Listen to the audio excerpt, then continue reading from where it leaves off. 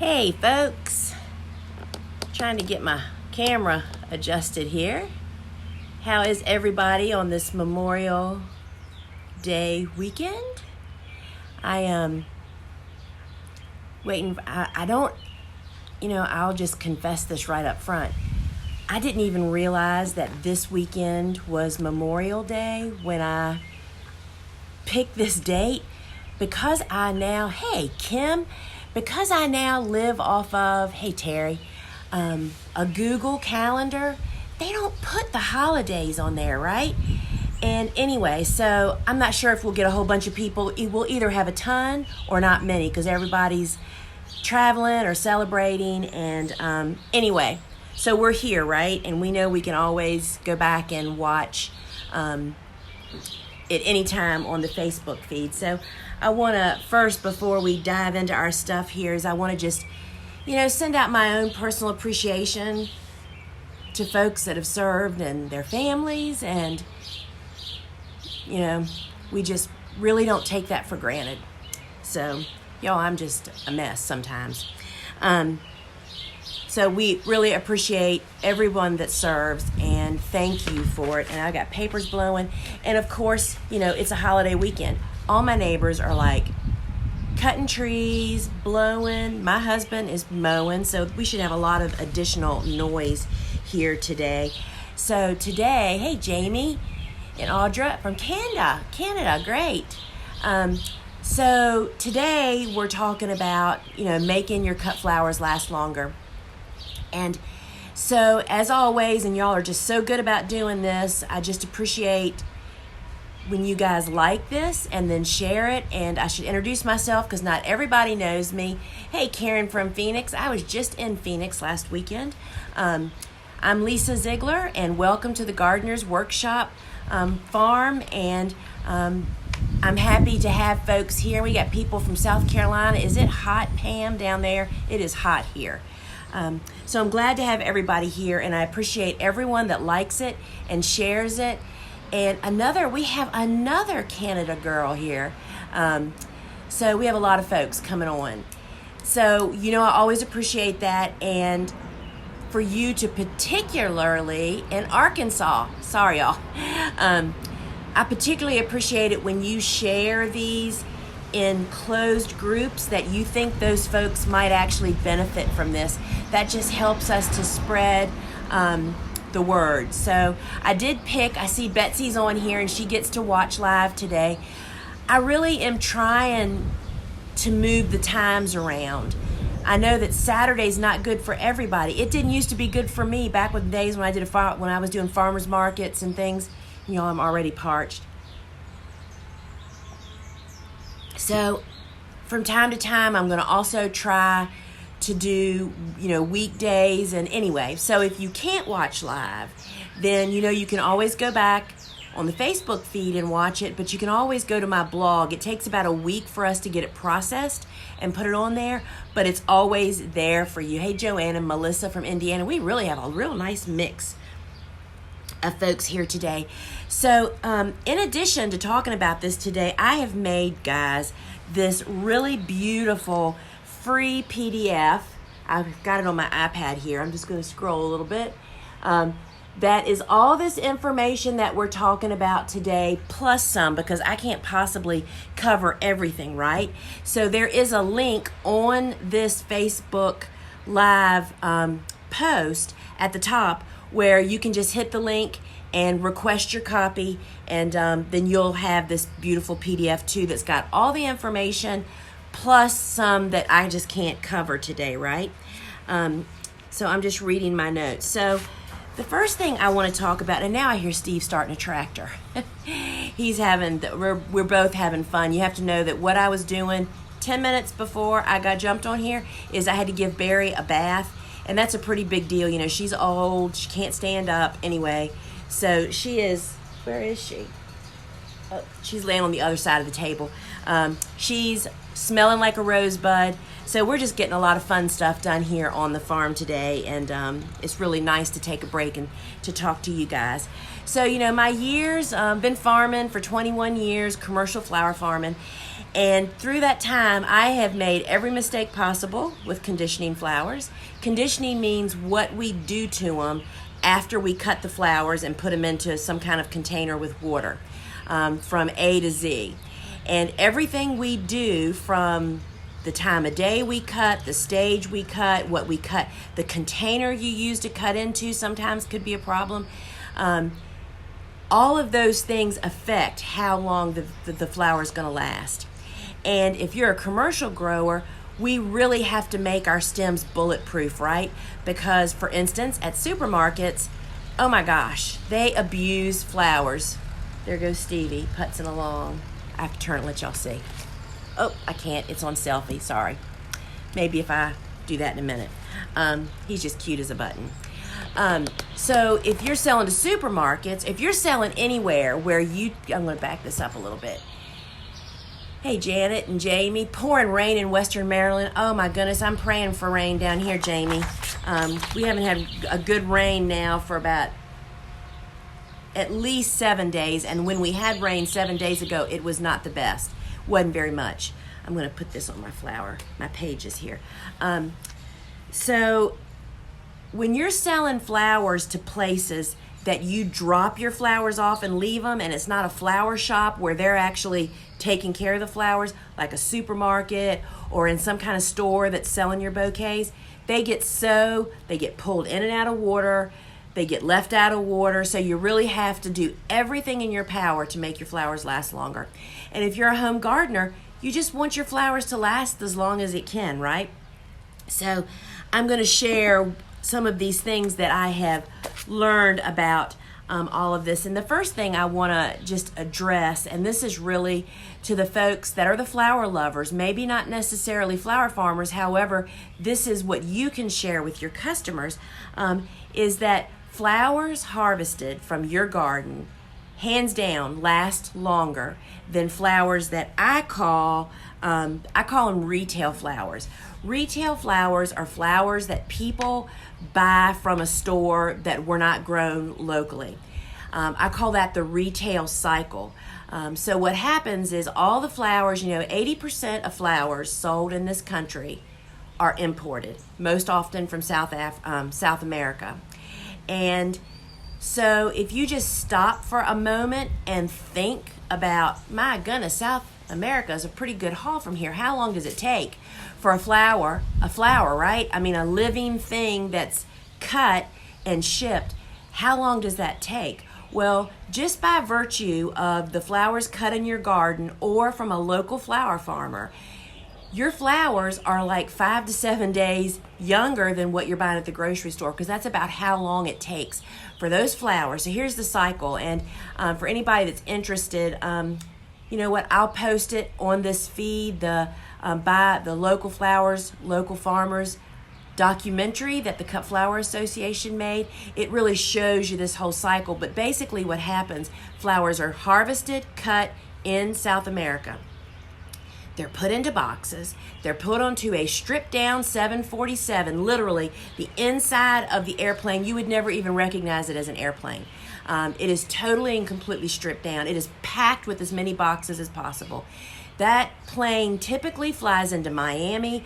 The boxes, a few boxes are inspected, and if there is any disease or any pests discovered, they dump the load. And that is why most growers in South America choose to have their boxes treated before that even happens, to make sure that no problems are found there. So they're treated with something, I don't know what.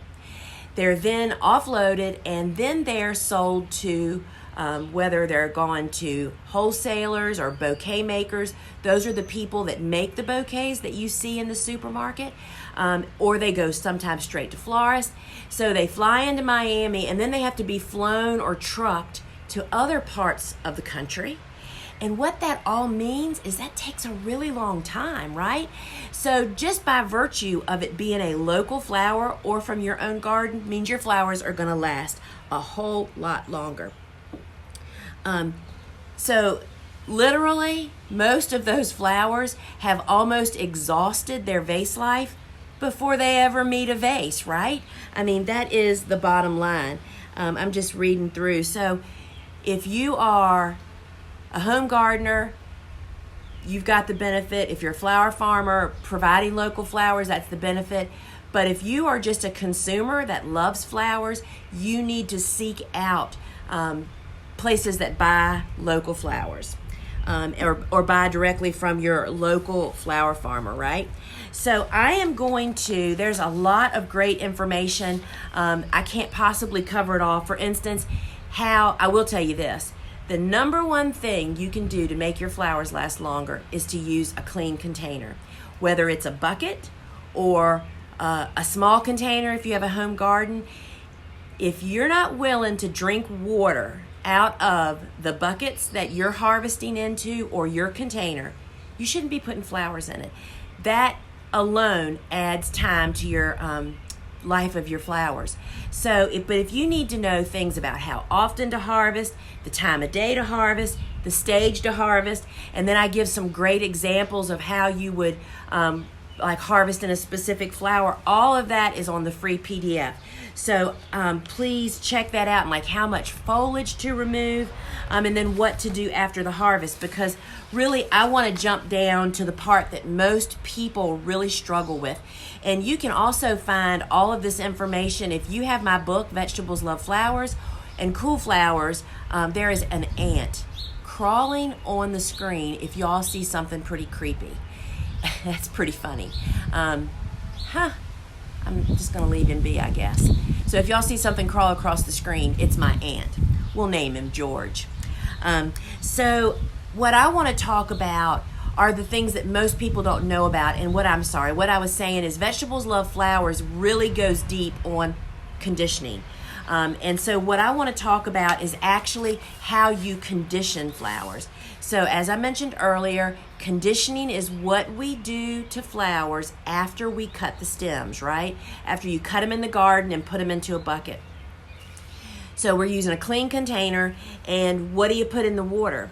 Well, I have learned through the years that this makes a big difference. We pre-treat all of our flowers. It's called it used to be called a Gerber tab. Now it's called a CVBN tab.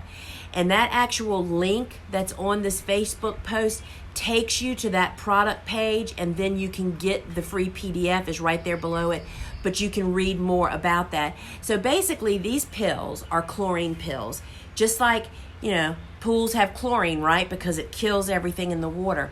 Well, when you use a clean bucket, which means there's no bacteria in it, filled with the appropriate amount of water, which is typically 1 gallon, we put 1 tablet into every harvest bucket. It is true, there are a few flowers that probably don't need to be pre-treated, but for us on a farming site here, it's too hard for us to figure out which buckets got them and which buckets didn't get pills. So it doesn't harm any flower. We even use it in the basil buckets. So every bucket gets 1 tablet. So what happens, if you can imagine this, when you cut a stem, when you go to put it, if this is the water level in your bucket, when you go to put that stem and that stem hits the water, most flowers dump all of this organic matter. Of course, which you can't really see, it just disperses all of this stuff into the water. What is an obvious one? Daffodils, right? When you cut them, they ooze all that liquid. Well, when any of that liquid or debris comes out of a stem, that is the beginning food for bacteria to start growing, right? And if you can imagine, I did this, I so want to be an illustrator, y'all.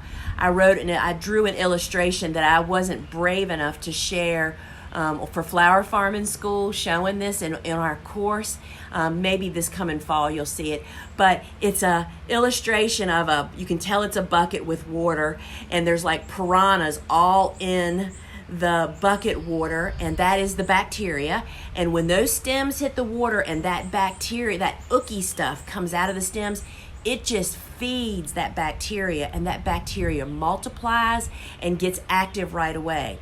Well, when you put a Gerber tab or a CVBN tab, better known as a chlorine tab, into the water, it kills all of that may be in your bucket if it wasn't really clean, But in addition, all of that debris that comes out of your stem, it instantly kills any bacteria, and it fills the stems with fresh, clean, bacteria-free water. It buys you 2 or 3 days of vase time. What you're going to soon figure out is every little step that you do adds a couple of more days. Taking the foliage off. You know, when you strip the foliage appropriately, that gives you a day or two of vase life, because what happens is if you look at the end of a stem, it's teeny, right? And if you look at all of that foliage up the stem, that teeny bottom of that stem is the only place that water goes in, and it has to support everything above it. So every piece of foliage that you can rip off and remove just adds life. Clean can bucket adds life. Stripping adds life. Bacteria-free water for the first 2 or 3 days adds life, right? So all of this stuff starts stacking the vase life in your favor. So pre-treatment, it is inexpensive when you compare what it does for you. And if you're a home gardener, homegrown flowers, something I didn't tell you about retail flowers, I just want to go down a rabbit hole here.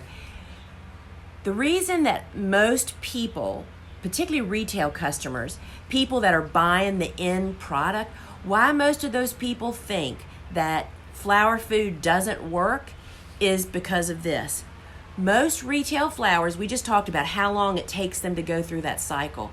Well, those flowers that are being cut and shipped long distances, in fact, are bred to be able to sustain life without water. They live in a box for about a week, y'all, right? So those flowers like carnations and alstomerias and glads and all those flowers that ship really well can go days and days and days without water. Well, what we don't realize when we buy those flowers in the store is that their stems are really clogged. They're clogged because they have spent so much time dry in a box. And so when we bring them home from the store, we don't realize this because remember, they're bred to sustain life without water. So that means they're not drooping. Do you remember, have you ever had a rose that its head goes down? That's because water can't get up the stem. You have to do something to open the stem up. So we bring home these flowers that are bred. This is why, that's the purpose of flower breeding now that's being shipped, is for this sole purpose, is to live through the process without water. So we bring them home from the retail store and their stems are clogged, but we don't know it because their necks aren't down like a rose would be. We take the little envelope of flower food that they usually give you when you get them, and you put it in the water. And the wet flowers last 5 to 7 days if you're lucky, right? Then next week when you pick up your flowers at the supermarket that are shipped in, not local flowers, you didn't get a packet of food. Well, guess what? They seem to last the same number of days, so you think like, well, shoot, who needs to put the flower food in? Well, the fact of the matter is those stems are not drinking, so they don't get the benefit of flower food. If your vase of flowers is not sucking the vase dry in about 2 to 4 days, your stems aren't drinking. And if they aren't drinking, they can't benefit from the flower food. When you have garden flowers from local flower farmers or from your own garden, because they never go through that dried out process, they drink a lot of water. Number one complaint from my business subscription customers where we drop bouquets off at businesses is, oh my goodness, they drink so much water. They lose more bouquets because nobody looks at the vase water. We tell them now, every 2 days, you have got to take the flowers out, dump the water, refill it, and do the whole 9 yards. So that's why people think flower food does not work. That's why I'm talking to you about this today. This hopefully will educate flower farmers to be able to educate your customers why flower food makes a difference. And then for home gardeners, why you should use it. So that bacteria, the chlorine tablet that we put into the bucket gets your flowers off to a great start. Now keep in mind, there is a special group of flowers that really need that pill. And we call them in the industry the dirty dozen. The dirty dozen are those flowers that not only are super sensitive, I call it water pollution, that when they put all that debris, zinnias are on this list, of course. Remember, have you ever seen how the vase gets cloudy? That's all bacteria gook, y'all. So this Dirty Dozen, not only are they super sensitive to polluted water, guess what? They pollute it more than anybody else. It's like they're, doing themselves in. So the Dirty Dozen are on that PDF, and they're also on the link at the CVB. Just a few off the top of my head. The reason this pill was named a Gerber tab, a Gerb tab, for the first few years it was marketed, is because Gerber daisies are the most sensitive. Right behind them is the zinnia. Who else is on the list? Let's see, the common ones. Oh, I probably have it on my paper here. Marigolds, sunflowers. These are flowers that, it's not on my list here, but it is on the product page. Oh, here it is. The top of the list, zinnias, marigolds, sunflowers, daffodils, and dahlias. All of those, plus some others, not only are super sensitive to water pollution, they pollute the water more than anybody else. And so this tablet really helps it. And so the bottom line is on the tablet, we wash all of we have a bucket washing station on this farm. That's how important cleanliness is. We fill our buckets. All of that's on Vegetables Love Flowers, about how we use a stick with a measure mark, fill our buckets, put a pill in each bucket, and then we take them out to the field and we harvest. The flowers, to benefit from the pill, have to sit in that water for at least 4 hours, but they can sit for 3 days. So what that means, we harvest on Monday morning, and Suzanne makes business subscription bouquets on Monday afternoon. So I harvest early in the morning. The flowers have set. She harvests. She makes the bouquets that afternoon, and the stems have gotten a benefit from it. But the flowers that we cut that we didn't use in those bouquets, which are actually for commercial florists the next day, continue to sit in those buckets with the harvest water till the next day, and they could really sit for the next day. So you have a kind of a window of opportunity, right? So every bucket gets a Gerber tab, and then for commercial growers like us, let's just say you're a home gardener. So what I would do is harvest my flowers into Gerber tabs, let them sit overnight if that's a benefit. If you don't need them that afternoon, that's the full benefit. And then you would use regular cut flower food, which is what we're going to talk about next, in your vase. When the flowers get to the vase is when you use regular flower food. If you're a commercial grower, so we use the Gerb tabs in our harvest buckets, and then we load our buckets, or they're actually plastic boxes, for our commercial florist customers. We keep their boxes here, load them with their order, and take it to them. That has holding solution in it, which I'm not going to talk about here. It's too complicated. But that's a deep dive on Flower Farming School, by the way. We go deep into all of this kind of stuff. But here's the bottom line. Pre-treatment kills the bacteria and buys you a few days. You have it needs to be in them for 4 hours, up to 72. Then when you make a bouquet out of your flowers, or you give them to somebody, that's when they should be put in flower food. So what does flower food actually do for flowers? So I just explained a minute ago, and we've had some folks really join us here. I want to say just a couple of things. I really appreciate if you like and share this broadcast, and share it on any closed groups that would be a benefit of this, so that they will just have more and more people join in with us.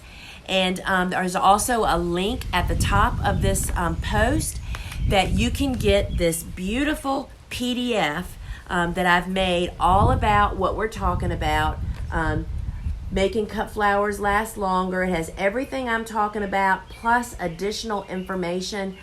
So you can request for that PDF to be sent to you on that link. The link will take you to the Gerb tabs product page, or I will never call them the CVBN tabs. I still call them a Gerber tab. It'll take you to where on our store where we sell those tablets. Right on that page, you'll see make your making your, what is it called? Making your cut flowers last longer. So that's all right there, and I'd love for you to get the free PDF. So let's just talk about fresh cut flower food for just a moment. So I just explained cut flower food is what should be used at the end use. That's when the vase flowers, oh, here comes the ant again. He may walk on the screen. When the flowers end up in a vase is when they should be in flower food. Flower food has 3 components, okay? I got such a great education. We use Chrysol floral conditioning products, and the reason I use Chrysol is because their sales rep, who was Gay Smith, was it Smith? And I apologize if I have that wrong. I do believe it's Gay Smith. Gay is her name. She was their science/rep person. And she educated me so much. I mean, she knew so much about flowers. She went all over the world, dealt with all industries. I mean, big time, and just, anyway, Gay was wonderful. We lost Gay. I don't know if it's been over a year from breast cancer. She had an identical twin anyway. Gay and I really clicked, and she taught me so much about conditioning flowers. I do believe that Chrysol, which is the products that we use and sell, are the only ones that have the tablet. I don't know if any other brands have that. And I just use Chrysol because of my connection with Gay and all the education that she gave me. So fresh flower food, so we pre-treated in the harvest container with the CVB and tab that kills bacteria, fills the stem with fresh bacteria-free water, and gets us off to a great start. When the flowers land in the vase, they should get flower food. And flower food has 3 basic components. And in my classic simplistic way, I think I drove Gay crazy because she was very scientific. But I tend to simplify things. So there's 3 parts. First off, there is one part of it is actual food. Food for the stems to keep pretty color, green color in the foliage, and for buds to continue to open if that's possible on that flower. So there is actually a food component. A lot of people call it sugar. That's the sugar part of it. It's not really sugar, I don't think. Excuse me. I think all this mowing has stirred up the pollen, and my allergies have gotten better in the last 2 weeks, or the last week, I guess. And anyway, I'm just kind of realizing that. So one component of flower food is the sugars, the food part. Another part of the flower food is a biocide, and that does kind of what the pre-treatment does. It kills the bad stuff in the water, so it kind of continues what your pre-treatment has done. The third component of flower food is a pH balancer, and this is what I did not know. I can remember when Gay told me this, and I thought, you have got to be kidding me. So a pH balancer makes the water so that it does not create air bubbles. Air bubbles get in stems, and that's what really causes rose heads to go down. It clogs them, it plugs them. And that component of the flower food helps to prevent that from happening by adjusting the pH. So 3 parts. It's got food, it continues the bacteria killing, and it helps to prevent water bubbles which clog your stem. So what I say to people is, when we used to sell at supermarkets, we always put flower food, the big packet of flower food. This is about science, y'all. So you have to measure correctly. If you're not measuring the water, why would you even use the product? I mean, would you bake bread and not measure the flour and yeast, right? So that little teeny packet that's about this big is only for I think a quart or a pint, maybe a pint of water. Maybe. Not very much. The bigger packet, which is about this big, is, I think, for 2 quarts or a quart, it's for twice as much water. We buy the biggest packet. And, excuse me, that's what we always put on our bouquets. Our members only market here on the farm, we have a little box of them right next to the door, and our customers pick them up as they're going out. They understand that. Supermarket bouquets, we always put it on. At farmer's market, we always put it on. And then this is what people would say to me. So we tell people, like I mentioned earlier, we tell our business customers to check their water every 2 days. We recommend to people, when you bring your bouquet home, dishwasher all your vases. So you're putting them into a clean vase, right? Mix in a measuring cup how much water that vase, see how much water that vase holds, so that you're using the right size vase for your flower food. The bigger the vase, volume, the better, because it doesn't run out of water. Measure it. Put your flower food in, put your stems in. Then, keep an eye on it. You can top it off over the next 2 to 4 days. But at like day 4, we recommend to people take the whole bouquet out of the vase, holding it. You don't have to let it go so it gets all messed up. Just pull it out of the vase, dump the water, wash the vase, rinse the vase out. We recommend cutting about 1 inch off of the stems, and we do not tell people to use flower food again. First off, how long do you want these flowers to last? Really. My mother-in-law got Rudbeckia Indian Summer. That's the big black-eyed Susan, which really lasts a nice long time. She got one to last, are you ready? 6 weeks. No flower food. Because you know what she does? It sits on her little table where they eat breakfast every day. And every morning she dumped the water and trimmed just a little bit off. So there was never any debris for bacteria to grow. Who wants their flower to last 6 weeks? Not many people. Thank goodness for those of us that are flower farmers, right? So I tell people, put the flower food in. Day 4, take the stems out. Take your bouquet out, holding them. Rinse the vase. Trim the stems. And I'm telling you, if they're zinnias, I take the sprayer nozzle on my kitchen sink and spray the stems off because they can get funky. And then fill with water and put them back in. And then you can dump and rinse every couple of days. But I'm telling you, people don't do that. I went to a business customer on, Monday is when I do it. So this past Monday, we were kind of still, we had spring flowers. People last week got peonies and snapdragons and amimagus. Peonies aren't super long-lived, right? They're like 7 days. So when I went in on Monday, I will tell you that the bouquet that is at my vet's office, actually, he gets 2 bouquets a week, they still look good. It was pretty amazing. And you know what the girls told me is they changed the water, which they normally don't do. I chastise them. I embarrass them sometimes. I come in there, it's right on the front counter, right between the 2 receptionists. It's bone dry. So they're learning, and they're learning that they see the benefits. So they really, hey, Kent Miles, for any of you that we talked about planting pussy willow earlier in the year and ordering sticks, he's the man you would order from. So he's on here. So anybody that wants to plant pussy willow next or late winter, that's the guy you need to look up. He sells sticks, the most beautiful pussy willows, January and February, I think it is. I'm sure he'll say it now on here. Anyway, Kent's up in Illinois. So that's what flower food does, and that's why we use it, and that's why we recommend to people. And garden flowers need it even more, and a garden flower is a local flower, right? So I just told you what we tell our customers. So be sure to like and share this broadcast, y'all. Please, that's what helps me the most, and I would love for you to get this beautiful PDF that's free that I've made for you. This is my little tablet. And it has everything we've talked about today, as well as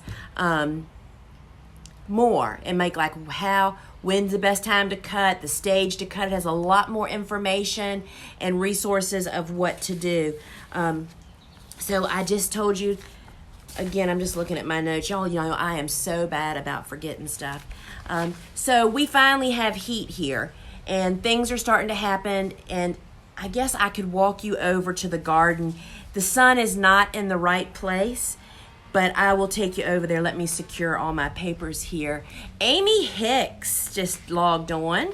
Hi, Amy. Amy is my good friend, fellow flower farmer, and big vegetable grower here in Charles City, Virginia.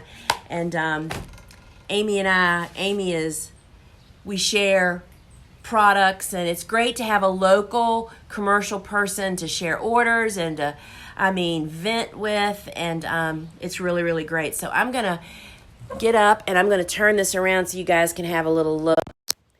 There's old Barry laying down there, and y'all can't smell her, but she's smelling like a rose. She had a bubble bath, for those of you that are just joining me, right before I came on here. So I did just, what else I did today? Today has been full of fun gardening stuff for me. I finished my containers. This is my little shade garden that y'all are looking at here. This is the place that we try to hang out with as much as possible. So we're going to walk out here, and I have no idea what the light's going to look like, and I'll just give you a little peek at what's going on here. How did I miss all the secrets? How can I make the zinnias last? Gerber tabs, Amy. So y'all can look at my pitiful cool flower garden. You know, you heard that I lost so many of them. Some of the beds have already been changed out, but look at the poppy pods. We do sell the seeds to this poppy pod. This is what we grow them for. You can see all the flowers have fallen off. These babies are huge. And that's full of seeds. So once you grow these, you can have them for yourself. So we'll get past, this is the sad part of the garden. There's our peonies and some very poor cool flowers. But look out here. So I'll just kind of give you a view of what the farm looks like. I don't know where my husband is. He must have left on the tractor. So corn. Hey, Amy, I forget, oh, the gate's open, so he must have left on a tractor. Instead of riding his Harleys now, he rides tractors, which I prefer. There's our corn looking awesome, and Amy is the one that I learned about. Amy, if you go to the poppy on my website, on the store, it has the botanical name there of it. I learned from Amy, in an attempt to beat the pests on corn, we start the corn in 128 plug trays and have it ready, 3 weeks old to plant when it's ready to plant. So we're like 3 weeks ahead of the pest population. So this looks pretty bad right here, but this is part of our sunflower rotation. You can see there's some, these are ready. Those are a couple of weeks. And there's another bed we'll see down here. So these are some of the weekly sunflowers and the millet. Look at my tunnel, y'all. This is my little tunnel that has cucumbers and cantaloupes. This is a fun little project. Y'all look, the first zinnias. We haven't cut a zinnia yet, but they're coming. I don't know if you can see them or not. And look at that squash. Amy, how's that look? I mean, it's the whoppingest squash. We're growing like 8 different varieties of squash this year. So there's some more zinnias, tomatoes, more zinnias. This is what I call my specialty zinnias, and then down at that end is ageratum and gomphrena and basil and cosmos and all kind of like 20-foot sections of other annuals. And so here is the next sunflowers that are coming on. These are the white ones too, by the way. I've never grown those. They're budded, so I think we're still a couple of weeks away. Here's our celosia beds, which are really looking sad this year, and another zinnia bed. Now y'all remember that when I walk from this side of the building to the other side, the Wi-Fi may drop for a moment, but you have to see my dahlias and lisianthus. They are so blooming gorgeous. So Stevie, look at this man. There's his tractor. His truck door, I think I've talked about this before. His truck door is always open. It's like we have a truck dealership here. We like trucks, y'all. All right, so this is my little back garden. This is one of my original gardens. So I've planted, those are mammoth sunflowers over there. They get huge. They're not for cuts. They're to block the view. Some buckwheat. And then these are my beautiful beans, and I planted lima beans. I've never grown them before. Aren't they beautiful? The deer are helping me with this. But look at the Lizzie. Holy cow, it is so beautiful, y'all. And you know, the film, we had a windstorm that ripped the film off the bed, so they are mulched. And I've been hand weeding them. It takes me, this morning for 1 hour, I weeded all of these beds back here. Doesn't take long if you stay on top of it. And these are our dahlias that wintered over. You know, we just left them for dead and they came back. They are not netted yet because everybody that lives in the South that has hot summers, the dahlias suffer all summer. The pest pressure is unbelievable. And so normally we just cut them and drop them in the summer. Like every 2 or 3 weeks, I'll just go through here and cut everything down, just keeping them going till we get to the end of the summer, and then we get like 2 months of awesome harvest. Well, this year, because we were having this cool spring, many of these, I mean, we already have some buds here. So I thought, instead of cutting them back and netting them, because they got away from me when I was out of town somewhere, I thought maybe we'll actually get some blooms before the pest pressure gets rolling around here.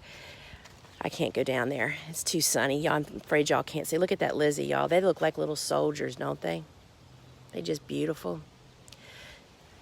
And anyway, so these dahlias will most likely, if we get these blooms, if the pests don't get them, I will then cut all of these to the ground, net them, and keep them watered all summer, and you know, just keep them going until their time comes, which is cooler nights and lower temperatures. So y'all, once again, please, just reminding you to please like and share this, and be sure to visit the Gardener's Workshop, .com. Don't forget to claim your free PDF of all about the conditioning steps that we do here on the farm, and the link that's on this post will take you to that chlorine tablet page where you can claim that PDF, and we'll send it to you. And so I just so appreciate it, and I'm just going to look back here. I didn't even see if there's any questions. Let's see. Well, we have a lot of folks. South Carolina, Phoenix, Alberta, Arkansas, upstate New York, Indiana, holy cow, Western Virginia, Western Maryland, Kansas. I know y'all, and Oklahoma is just getting creamed, isn't it? Greer, South Carolina, looking forward to getting started this fall finally. Oh, Chesapeake, 100%, 100 degrees in North Florida. Great, balls of fire. Landrum, South Carolina, Ontario, Tennessee, another from Virginia, Georgia. Hey, somebody, Rosalie from Newport News, that's my town. I love your Facebook shows. Oh, you're welcome. Texas. So we have people everywhere, but I don't see any questions. And then there's my friend Kent. Hey, Amy, if you're still on here, Kent's where you need to get some pussy willow from. He's got some gorgeous stuff. And Tennessee and Georgia and Kentucky. So Barry and Steve are sitting up on the carport, so I do know where my husband is now. And Powhatan, Virginia. So hey, till we meet again. So next week, June 1st, I get so many requests like about how this all happened.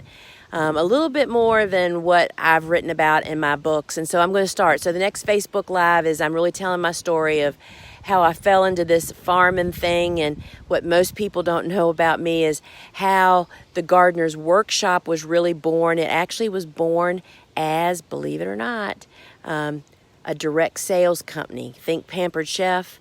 That's who I was palling with. And then I got cancer and changed everything and really saved me, brought my feet back on the ground. And anyway, so I'll be telling that story next week, next Saturday at 4 o'clock again. And so, hey, till we meet, let's see, what temperature in your harvest buckets, cold or warm? Rebecca, it is really simple. It's whatever comes out of the hose. I find that all of those types of steps I have not found to be necessary. We don't cut at an angle, we just cut our flowers. We don't even worry about that. The water is whatever it comes out of the faucet, and it's city water, so it's pretty cold. But then, of course, it sits out in buckets in the hot field. But it's more about the time of day, the stage you cut, and what's in that water plays far more of a role than the temperature of the water, I have personally found. So hello, Susan Gordon. I'm looking forward to seeing you at our on-farm workshop that happens not long from now, I don't think. So anyway, till we meet again, guys, I appreciate you. Oh, there's one of my hydrangea groves back there. Can you see it right back there? It's really pretty beautiful. So things are really happening around here, and I'm glad to take you all along with me. So till we meet again, ciao.